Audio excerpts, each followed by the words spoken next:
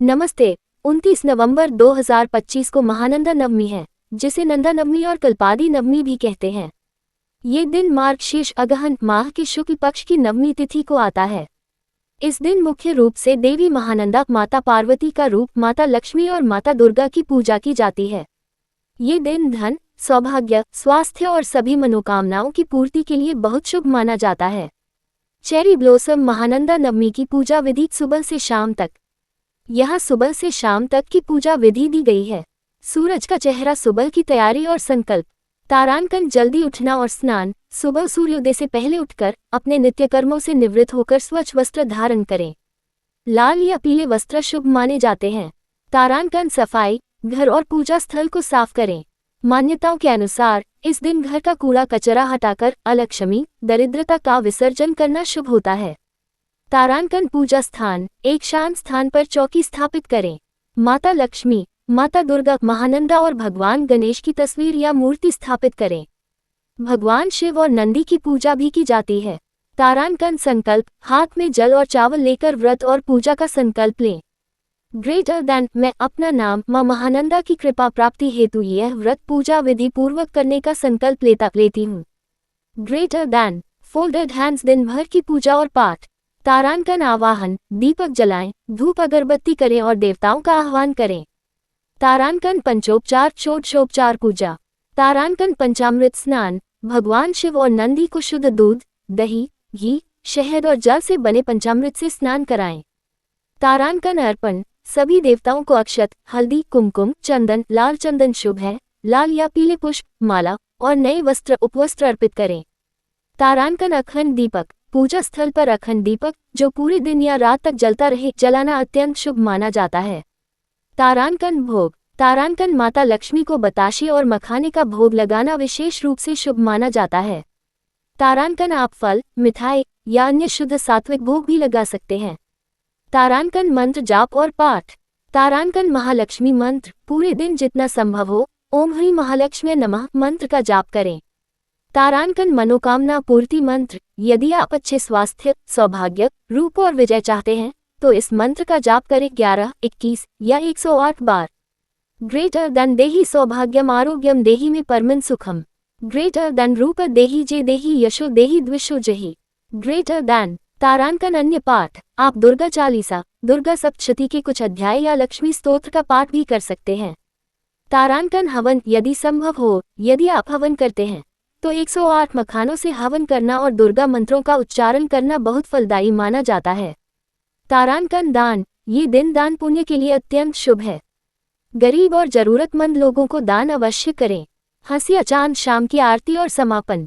तारांकन गोधूली बेला, शाम को गोधूली बेला लगभग शाम के 5:21 से शाम के 5:48 में एक बार फिर दीप प्रज्वलित करें। तारांकन आरती, माता लक्ष्मी और माता दुर्गा महानंदा की आरती गाएं। तारांकन व्रत पारण, फलाहार, शाम को आरती के बाद आप फलाहार या केवल सरल भोजन करके व्रत का पारण कर सकते हैं।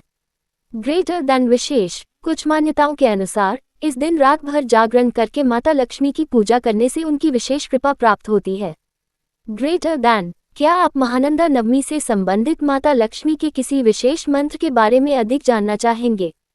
ये बहुत ही सुंदर प्रश्न है। महानंदा नवमी मुख्य रूप से देवी लक्ष्मी को समर्पित है, इसलिए इससे जुड़ी एक प्रचलित और पुण्यकारी कथा है जिसे व्रत कथा के रूप में पढ़ा या सुना जाता है। ओपन बुक महानंदा नवमी की कथा। पौराणिक कथा के अनुसार एक समय की बात है कि एक नगर में एक साहूकार रहता था। उसकी एक बेटी थी जो स्वभाव से बहुत धार्मिक और पायस थी। वह प्रतिदिन नियमपूर्वक पीपल के वृक्ष की पूजा किया करती थी। पीपल और लक्ष्मी जी की मित्रता। वास्तव में उस पीपल के वृक्ष में माता लक्ष्मी का वास था। नित्य पूजा करते करते साहूकार की बेटी और माता लक्ष्मी के बीच गहरी मित्रता हो गई। वे आपस में बातचीत करने लगी और उनकी यह मित्रता लंबे समय तक चलती रही।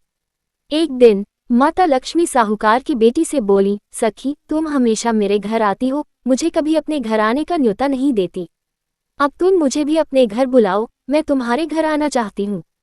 साहूकार की बेटी ने माता लक्ष्मी की बात सुनी तो वह मन में थोड़ी उदास हो गई।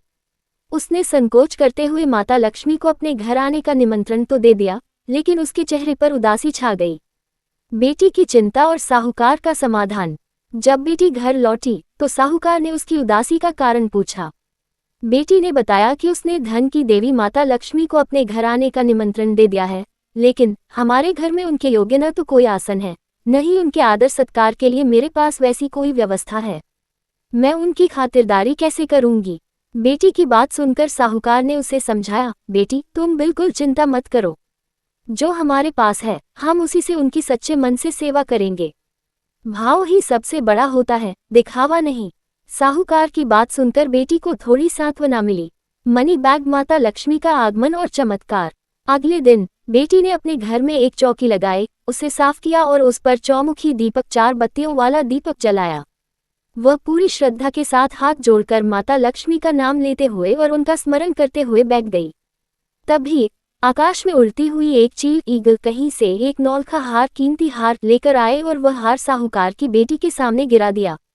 बेटी ने जब वह बहुमूल्य हार देखा तो वह आश्चर्यचकित हो गई। उसने तुरंत उस हार को बेचा। हार बेचकर जो धन प्राप्त हुआ उससे उसने माता लक्ष्मी के स्वागत के लिए सोने की थाली, शाल दुशाला और विभिन्न प्रकार के व्यंजनों पकवानों की व्यवस्था की। उसने माता के लिए सोने की चौकी भी बनवाई। जब माता लक्ष्मी और भगवान गणेश उसके घर पधारे तो बेटी ने पूरे आदर सत्कार और विधि विधान से उनका पूजन किया। उसकी सेवा और सच्चे भाव से माता लक्ष्मी बहुत प्रसन्न हुई और उसे सब प्रकार की समृद्धि, धन संपत्ति, सुख सौभाग्य का आशीर्वाद प्रदान किया। वन कथा का महत्व। तारांकन इस कथा के अनुसार जो मनुष्य महानंदा नवमी के दिन सच्चे मन से माता लक्ष्मी और देवी नंदा पार्वती का पूजन और अर्चन करता है, उसके घर में स्थिर लक्ष्मी धन की स्थिरता की प्राप्ति होती है। तारांकन यह व्रत दरिद्रता से मुक्ति दिलाता है और दुर्भाग्य को दूर करता है। तारांकन ये कथा बताती है कि देवी देवताओं को प्रसन्न करने के लिए धन दौलत से ज्यादा श्रद्धा, भक्ति और शुद्ध भाव आवश्यक है। क्या आप इस दिन किए जाने वाले किसी विशेष उपाय या मंत्र के बारे में जानना चाहेंगे?